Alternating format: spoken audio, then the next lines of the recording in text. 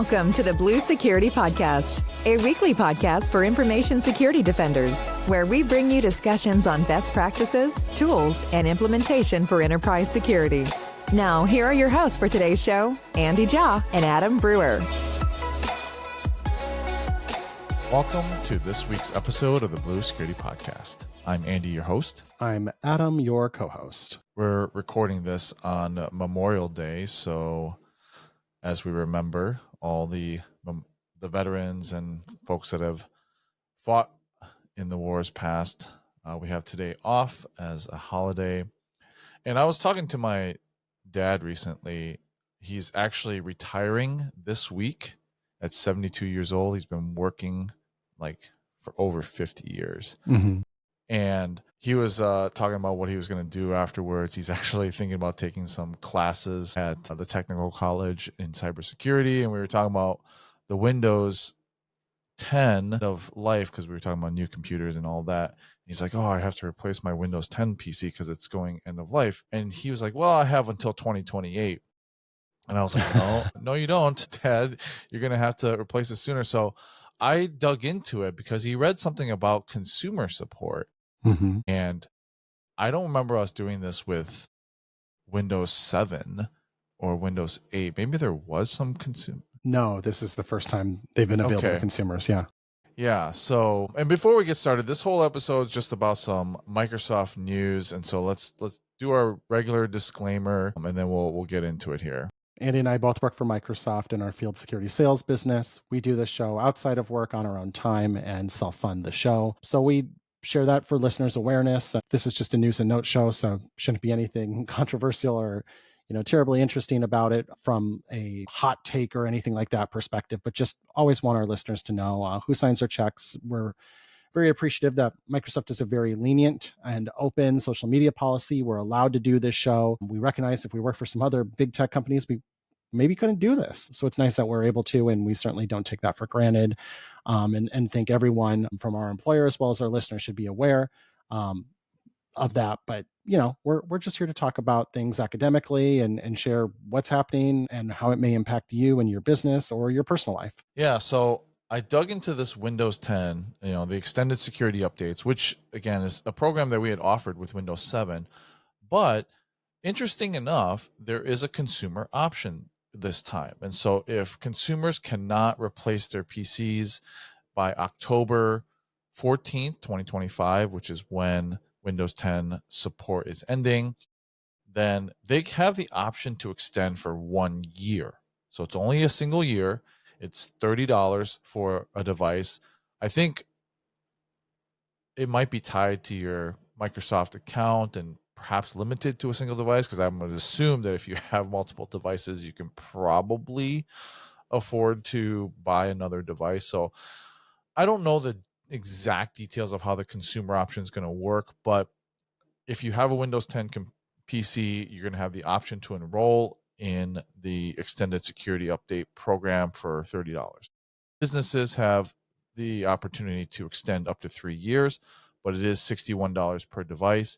And then it doubles every year. So the second year will be $122. And the third year, I believe, will be over $200 then for the extended security updates per device.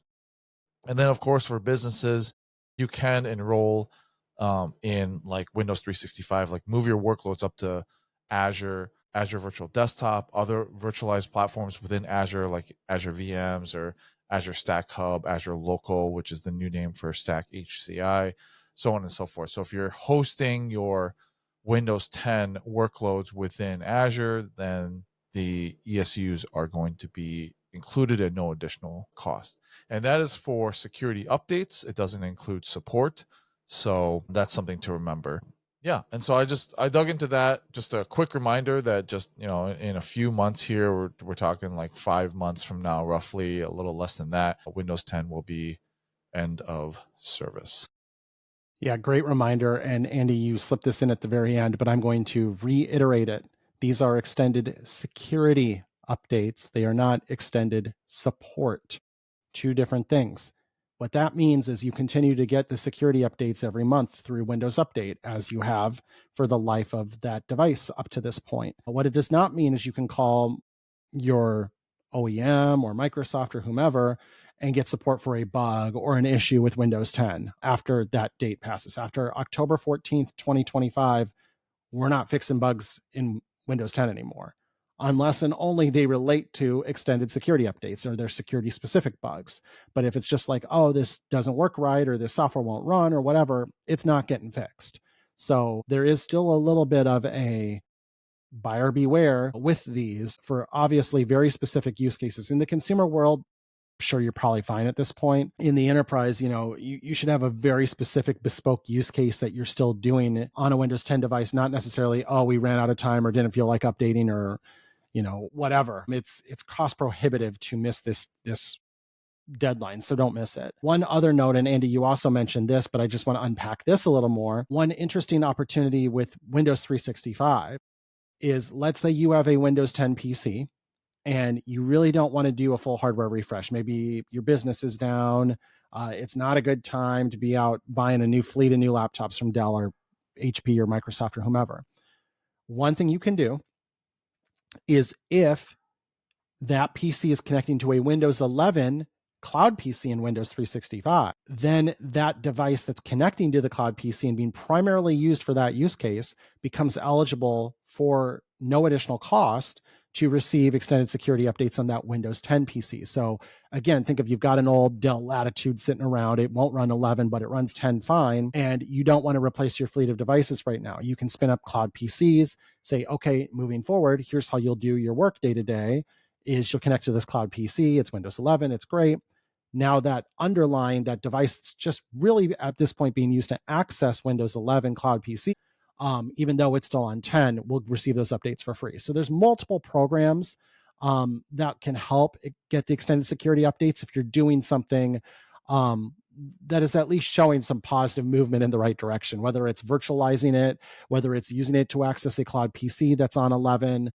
Those kinds of use cases will allow for extended security updates included at no additional cost. Various things. But yes, this is really interesting on the consumer side. And I think there's still more details to come. The price is out now, but as far as the mechanics of like, how do you actually buy it? How many devices can it be used for? That still seems a little bit up in the air and hasn't been clearly laid out, but should be soon, as to your point, Andy, we're less than 5 months away.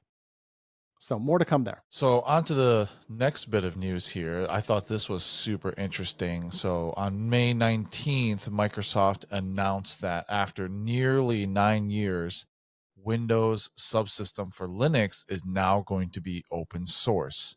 And so this has been a multi-year effort and some really interesting and creative engineering on the back end, because the Windows team, they needed to refactor the operating system to allow the Windows Subsystem for Linux to live in a standalone capacity that would allow them to open source the project and let developers go and make contributions, and then ingest those into the Windows pipeline and ship it at scale. And so this is the first time that I know of that any part of the Windows operating system is open source. And so it's available on GitHub. Developers can download it and build it from the source. They're able to participate in fixes and even add new features. And so it's something I think the developer community has been asking for a long time now, and it's a reality. So that's, I think, really cool and a really big win for developers and for Microsoft in general. Yeah, I agree with you. I think it is the first notable portion of Windows that is open source, and it's Microsoft open source. Like it's the majority of the code starting off with is a Microsoft code base that's now been opened up. And WSL in general is just one of those funny things that if you went back not that long ago, 10, 12 years ago, and you showed it to people, their heads would explode. And the fact that now it's not only is WSL an ongoing concern, but the fact that the whole component to it that enables it is open source and will ship at scale with Windows, which runs on over 1 billion devices around the world. It's still a very widely used operating system. And so the fact that that code will be open source and then will slipstream into the broader Windows deployment, which is a crazy machine in and of itself, is just really incredible. The way Windows gets built is mind-boggling. I have some access to some of the internal like wikis and resources, and I've read a little bit of it, and it is a deep rabbit hole in how that engineering all comes together. So I'm actually very curious how they're going to now take these open source components and build them into the broader code base. And I think part of the effort to open source this in the first place was it had to be refactored and componentized to where it was a standalone component that could be updated kind of at its own cadence and with its own process that's isolated from the broader Windows development team. So that's really interesting and really neat. And for anyone who enjoys WSL, it's pretty impressive technology. It really is. And it might have taken some cues from like the Edge team, because like Edge used to be, built as part of Windows, and then we separated out, used the Chromium project, and now Edge updates ship, on its own, including security updates, which was a big thing. So some of those components of Windows have Edge kind of being I think the first one that broke away and used an open source project from Google to, build the browser. And then now we have our own open source for WSL to build into the pipeline as well. And Edge is a great example where Microsoft contributes back to the broader Chromium project. There have been multiple backports of tech that was originally just from Edge that got backported up into the broader Chromium open source project. And so all Chromium browsers now benefit from some of the work Microsoft's done on Edge. And yes, we keep some tech exclusive for ourselves to differentiate the project and the technology, but there are things like clear text rendering, ClearType rendering that is now built into all Chromium browsers on Windows. There's battery life improvements and energy efficiency improvements that have been built in the broader Chromium open source project. So certainly I think a good point where that muscle is getting developed within Microsoft of being a good open source citizen, open sourcing where we can, and then contributing back to the broader projects where we can too. All right. So the next bit of news, I know Adam and I touched on passkeys being the default flow for new MSA accounts and passkeys being available for MSA accounts, the Microsoft consumer accounts. One of the things that's happening that kind of slipped under the radar, I should say, is that autofill for passwords within the Microsoft Authenticator will be discontinued as of July 2025. And so starting in June, very shortly, you will not be able to save new passwords in the Authenticator. In July, you will not be able to use the autofill anymore. And then in August of this year, your saved passwords will no longer be accessible. Now, they are securely synced to your Microsoft account, and you can still access them through Edge, but they will no longer autofill through the Authenticator. And so I think that's kind of a big deal if you're using it as a password manager, on a mobile device. The Authenticator had that capability. It will still continue to have the capability for passkeys, and you'll be able to save passkeys within the Authenticator. But for passwords, they're just going to move to Edge. And, one of the things that I think a lot of people asked is what can we do about doing passwords on a mobile device? And I know that Adam and I were big fans of 1Password that has an autofill feature for mobile devices. I also use iCloud Keychain as an Apple user. I think that's a great option as well. I believe Google has their own on Android as well. So as part of the Google Keychain or whatever they call it on that side. So, I think a lot of people in security have their own password managers already. And so this is just something that we're moving just to the browser and no longer available in the Authenticator. There's one thing about Microsoft, it's a really data-driven company. And so they look at usage metrics and telemetry and understand what features are being used and which ones aren't. And I don't know if this was being used or not. I'm not part of that team. But to your point, Andy, this was already a really mature, well-established, well-tread space. And one thing I feel like every company is trying to do, especially right now, is recognize what are your strengths and what are opportunities where maybe you don't need to play in every single sandbox. And honestly, this is one of those where if you need an enterprise scale password manager, and I would encourage you to get one for your enterprise. There's companies that will sell those to you. 1Password being one of them has an enterprise offering now, and I know there's multiple others as well. And ultimately, not every vendor competes in every category. And so I think this is one where Microsoft is just kind of like, well, we'll continue to do this in Edge and support the syncing, especially desktop to desktop, desktop to mobile. If you want to do this on mobile, you can use the Edge browser on mobile and it will continue to work there. It's just this plugin capability, like iOS supports this autofill plugin capability. It must just not have been broadly used, is my guess. And it just didn't make sense to continue the development work to support it when the writing was clear that users had kind of voted with their feet in a different direction. So I'm good with this. I didn't use it anyways outside of the passkey support. The passkey support is good, and would love to see even better passkey syncing support between Windows and other devices over time, because that is something, to your point, like Apple does super well. I can create one passkey on my iPhone and it's on my iPad, it's on my Mac automatically.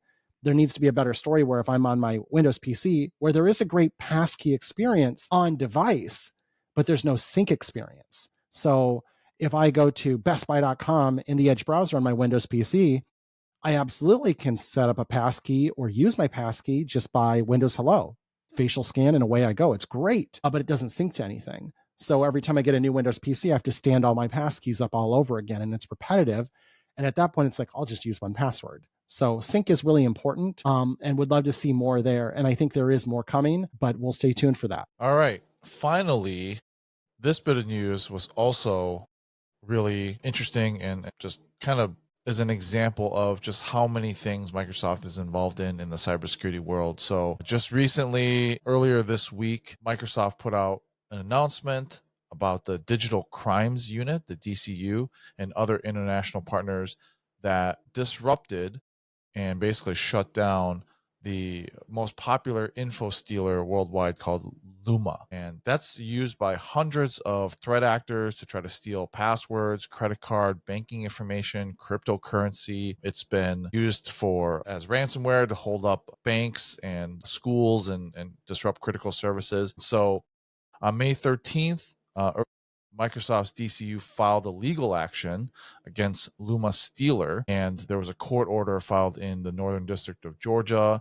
that facilitated the takedown and suspension and blocking of approximately 2,300 malicious domains that form the backbone of Luma's infrastructure. And Microsoft has done a lot of threat intelligence on this. So basically between March of this year and May of this year, Microsoft identified close to 1,000 Windows computers globally that were infected by the malware. And then working with law enforcement and industry partners, they severed connection between the tool, the malicious tool, and the victims. And then about 1,300 of those domains seized were transferred to Microsoft, and then including 300 domains that were actioned by law enforcement with the support of Europol were directed into Microsoft's sinkholes. And so that allows us to continue to track any type of intelligence that's flowing through these and use that to, harden the services that we have for our companies. So really just a wonderful example of using our threat intelligence, our resources, working with global law enforcement services to take down a known malicious tool, malicious domains, and threat actors that are using it. When I first joined Microsoft, about a month onto the job, I had the opportunity to go to an executive briefing at our campus in Redmond, Washington. And at the time, this is April 2017, so 8 years ago now, people were still in office. So we did a tour of both our Digital Crimes Unit as well as our Cyber Defense Operations Center, or CDOC. Now, the Digital Crimes Unit is still a tour available during executive briefings, and if you ever get a chance to go on it, it's really impressive. Sometimes there's this perception with large companies of, well, you make so much money, you should just do this for free. And, large companies, just like small companies, are run by staunch capitalists. And their goal is to, if they make money, to make even more. And so just spending money, throwing money out the door is not always good business. But there are things that are good business where it's just the right thing to do to invest in this. And so the Digital Crimes Unit is one of those things that, honestly, and this is going to come off the wrong way, but like Microsoft doesn't get enough credit for, because it is literally just a cost center.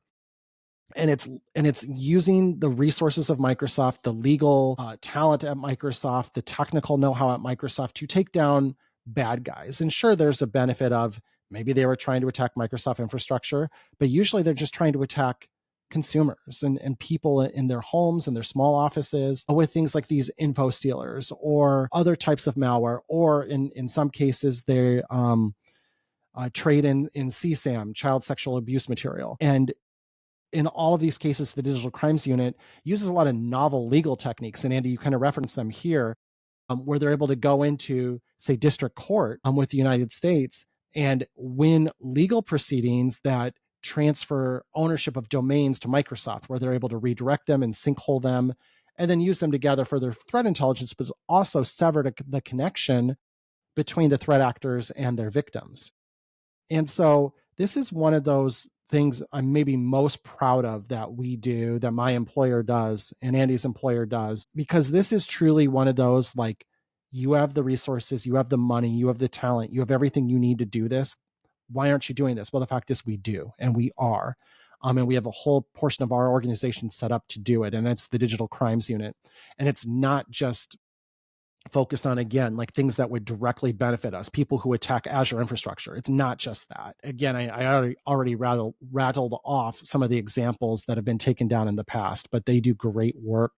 It is literally humanitarian work. It is just doing the right thing to make the internet a safer place, to make the world a safer place. And it's really, really neat. So this is awesome. You should definitely read into it more. There's great threat intel here, but also just the story of how they did it and how they went about it is always really fascinating to read, because sometimes we get in our minds, of course, we're all technologists and we know what it looks like in the movies when there's the hacker with the hoodie on, banging away on the keyboard.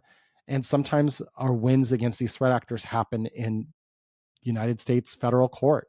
And that's kind of cool too. There's more than one way to win. And this is using a little bit of a different technique, but with the still desired result of disrupting and dismantling their infrastructure. And that's really cool. Yeah, Microsoft actually has a really good relationship with law enforcement, FBI. We have a permanent post for an FBI agent that's permanently assigned to Microsoft for law enforcement purposes, for these type of purposes. As well as, I just read recently, actually, our new VP for insider risk, talk about watching us as Microsoft employees for insider risk. The new VP had 21 years of FBI experience, and his last post was the head of counterterrorism at the FBI. And so this guy finished up 21 years at the FBI, and now he's our insider risk VP for security. So yeah, we have plenty of that. And even in our legal department, there's positions that look at global issues, global threat intelligence. We hire folks who are fluent in Korean, fluent in Chinese, fluent in Farsi, that have their whole position is to look at global issues that might affect cybersecurity and other things within, the tech world. And they literally are threat intelligence folks that put together reports and are funneled up. So we have a lot invested in this area just from a cost center. Like Adam said, this is not really just to make money, but it's to gather a lot of intelligence and then help do the right thing and take down bad threat actors. All right. Well, that's our show for this week. All the links to the articles that we talked about will be in the show notes, as well as our contact information if you have any questions or topics that you want to talk about in the future. Happy Memorial Day. Thanks, and we'll talk to you guys next week.